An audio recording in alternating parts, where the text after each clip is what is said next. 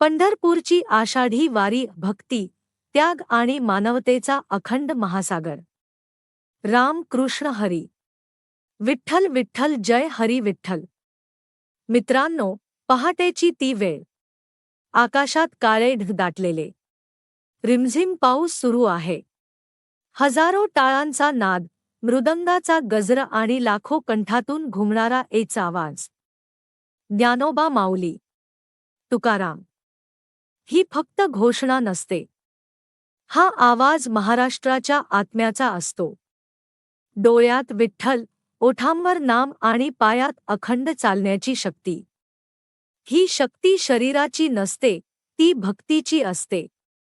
आज आपण जाणून घेणार आहोत त्या वारीचा इतिहास, जी केवळ महाराष्ट्राची नाही तर संपूर्ण जगाला माणुसकी शिकवणारी परंपरा आहे.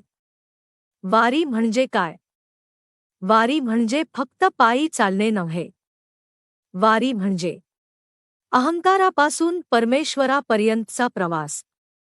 स्वतःच्या मी पासून आपणपर्यंतचा प्रवास. वारी म्हणजे जीवनाची शाळा. इथे प्रत्येक वारकरी विद्यार्थी असतो आणि विठ्ठल स्वतः गुरु असतो. एक सुंदर दृष्टांत. एका श्रीमंत माणसाने एका वारक्याला विचारले, तुम्ही एवढे कष्ट करून दरवर्षी चालत का जाता? देव तर सर्वत्र आहे. वारकरी हसला. तो म्हणाला, आई घरात असतेच, पण दिवाळीत आपण तिच्या पाया पडायला गावाला जात नाही का? देव सर्वत्र आहे, पण पंढरपूरला तो आपल्या लेकरांची वाट पाहत विटेवर उभा असतो. हे ऐकून त्या श्रीमंताच्या डोळ्यात पाणी आले. वारीचा इतिहास. वारकरी संप्रदायाची परंपरा हजारो भावनांनी विणलेली आहे. या परंपरेला आकार दिला संत ज्ञानेश्वर माऊलींनी आणि जगद्गुरू संत तुकाराम महाराजांनी. हे दोन्ही संत स्वतः दरवर्षी पायी पंढरपूरला जात असत. त्यांच्या प्रत्येक पावलात अभंग होता. प्रत्येक श्वासात विठ्ठल होता. त्यांच्यासोबत हजारो भक्त चालत. कोणी श्रीमंत, कोणी गरीब, कोणी ब्राह्मण, कोणी शेतकरी, पण विठ्ठलाच्या दारी सर्व समान. संतांच्या वैकुंठगमनानंतर जेव्हा संत ज्ञानेश्वर माऊलींनी संजीवन समाधी घेतली आणि नंतर संत तुकाराम महाराज वैकुंठाला गेले, तेव्हा लाखो भक्तांच्या मनात एक प्रश्न निर्माण झाला. आता वारी कोण करणार? भक्तांच्या डोळ्यात अश्रू होते. जणू सूर्यच मावळला होता. दुसरा दृष्टांत. एका छोट्या मुलाचा हात अचानक वडिलांच्या हातातून सुटतो. तो घाबरतो, रडू लागतो. पण त्याच वेळी त्याचा मोठा भाऊ त्याचा हात धरतो. मुलगा पुन्हा हसू लागतो. तसेच संत गेले, पण त्यांची पादुका भक्तांचा हात बनून चालू लागली. इथूनच पालखी परंपरेचा जन्म झाला. देहू पालखीचा जन्म. संत तुकाराम महाराजांच्या वैकुंठगमनानंतर त्यांचे सुपुत्र नारायण महाराज अतिशय दुःखी झाले. त्यांना वाटायचे, बाबा नाहीत, मग मी जगायचे कसे? त्यांनी आपल्या वडिलांच्या पवित्र पादुका गळ्यात बांधल्या आणि चालायला सुरुवात केली. त्या दिवशी एक मुलगा आपल्या वडिलांना शोधत नव्हता, तर एक भक्त आपल्या गुरूंना हृदयात घेऊन चालत होता. हळूहळू हजारो लोक त्यांच्या मागे चालू लागले आणि जन्म झाला देहू पालखी सोहळ्याचा. आणखी एक दृष्टांत. जर एखाद्या झाडाची फांदी तुटली तरी त्याची मुळे जिवंत असतील, तर पुन्हा नवीन पालवी फुटते.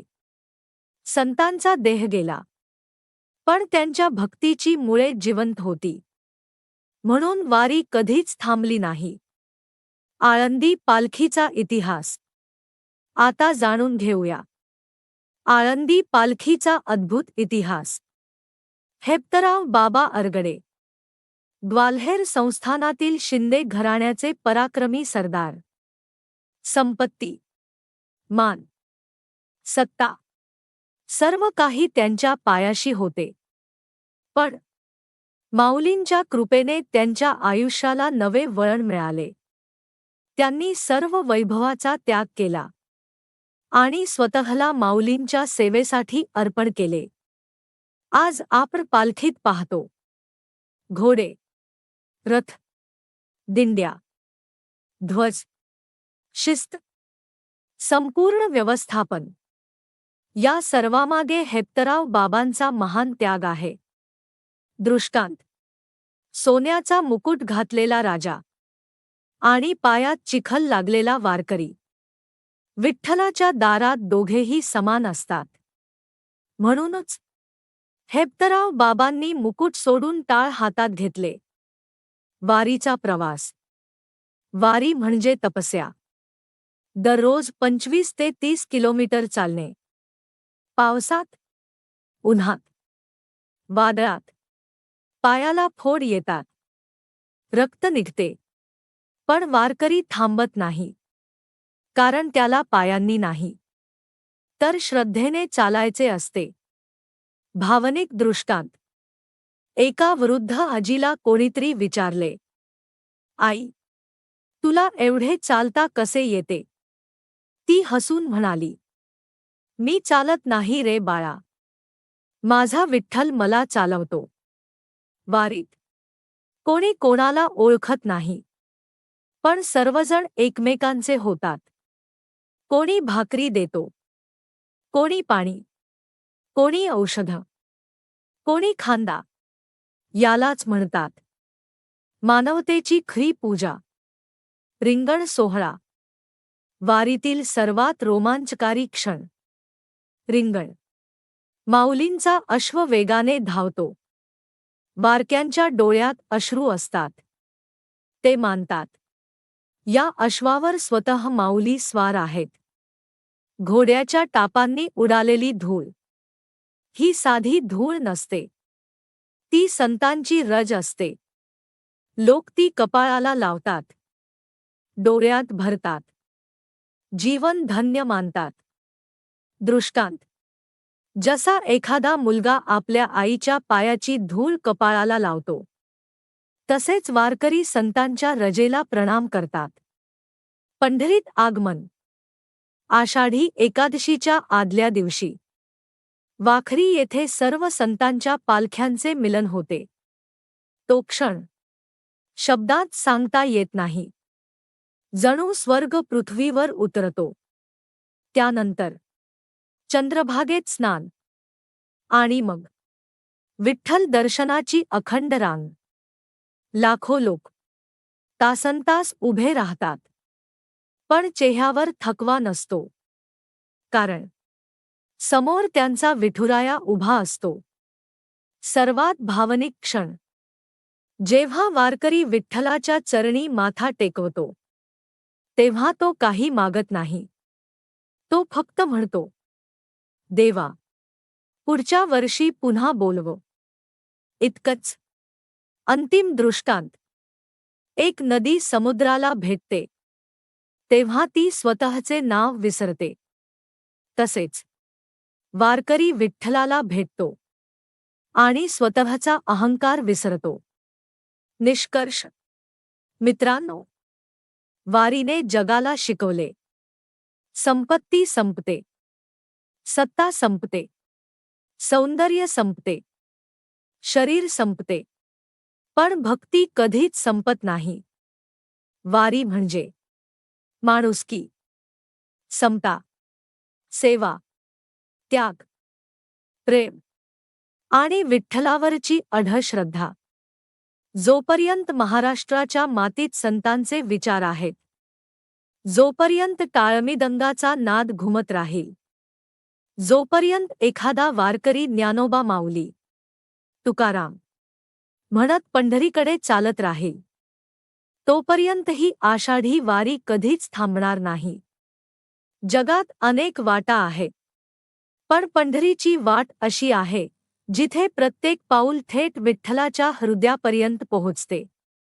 वारी संपते, पण वारक्याच्या डोळ्यातून वाहणारे प्रेम आणि विठ्ठलाची ओढ आयुष्यभर संपत नाही.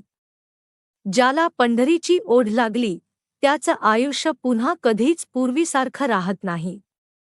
विठ्ठलाच्या चरणी डोकं टेकवल्यावर मनातली प्रत्येक वेदना अश्रूंमधून वाहून जाते. देवा, धन नको, मान नको, फक्त इतकंच दे, शेवटचा श्वासही तुझ्या नामात जावो.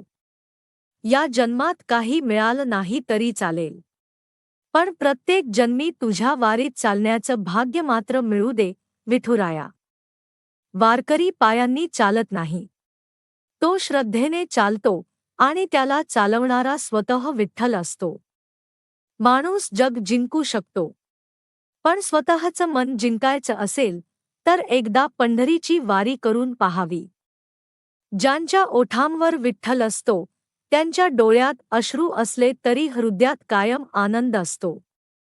चला, आज इथंच निरोप घेतो. पण लक्षात ठेवा, जोपर्यंत ज्ञानोबा तुकारामचा गजर या भूमीत घुमत राहील तोपर्यंत महाराष्ट्राची भक्ती कधीच संपणार नाही. आणि विटेवर उभा असलेला आपला विठुराया आपल्या प्रत्येक लेकराची वाट पाहतच राहील. राम कृष्ण हरी. विठ्ठल विठ्ठल, जय हरी विठ्ठल.